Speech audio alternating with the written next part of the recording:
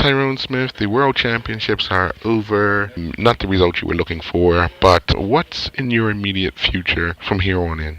Yeah, Worlds definitely didn't go the way that I really wanted to, and there's plenty of things we can look to try to make that not happen again. But at the end of the day, it's over with, and we've got a new season in front of us. So, what's coming up for me?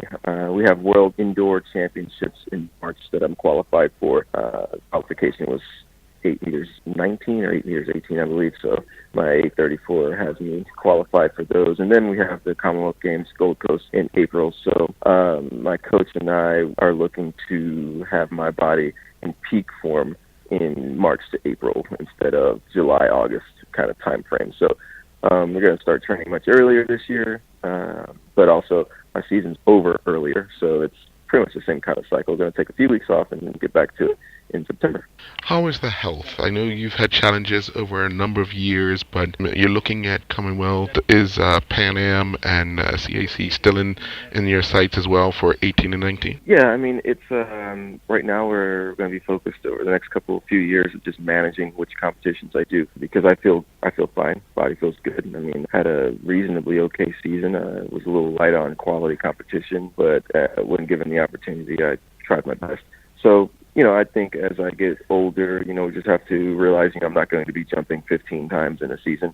I'm going to need a little bit more recovery than that. So, yeah, Pan Am's still in the cards, and any obligations that I'm required to fulfill for the Olympic Association and Bermuda Track and Field, I'll always do my very best to fulfill those what's asked of me from those bodies. And I was talking with my coach yesterday, and we're a year and a half away, or a little bit more than a year and a half away from being able to qualify for Tokyo. So it's one of those things where, even though the Olympics are still 3 years away, you get to qualify a year and some change out from them. So it's everything's still a possibility until the body says no. Everything's still a possibility. Now, there was some talk of you saying last year that it was going to be your last Olympics. Are you now saying there's a possibility that you can be on the plane to Tokyo in 2020? Yeah, I was pretty upset after Rio, not being able to really finish the way that I feel,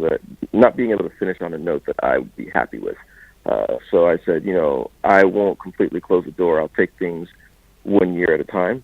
And the Bermuda Olympic Association has pledged their support for me. So that gives me a boost of confidence to be able to continue, even if I need to take one of the summers off to let the body recuperate. Then I could do that. But ultimately, it comes down to, in 2 years, can I still jump 8 meters 15? Because that qualifies me for the Olympic Games.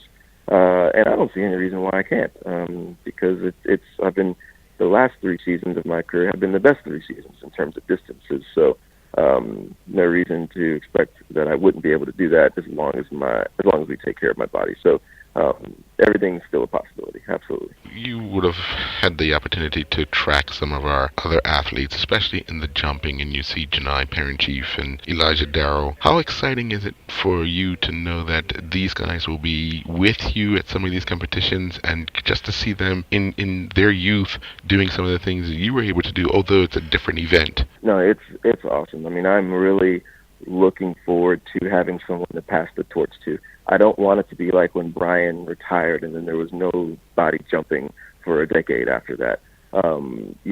Brian was a triple jumper, I'm a long jumper, so that was different events as well. I am really hoping that these young men continue to excel and progress in their events, and so that when I'm done, we still can see the Bermuda flag on the TV for results at Diamond League and at World Championships. And it's hard sometimes to be the only guy at championships for your country. I hope that they can band together and have a team, because it doesn't make any sense that we're bigger than St. Kitts. They have a bigger team than us at every single championship. So I'm really looking forward to these guys, these young men, advancing in their careers and being there, and look forward to kind of teaching them what I've learned, and hopefully having them avoid some of the frustrations that I've endured. I'd love to give back.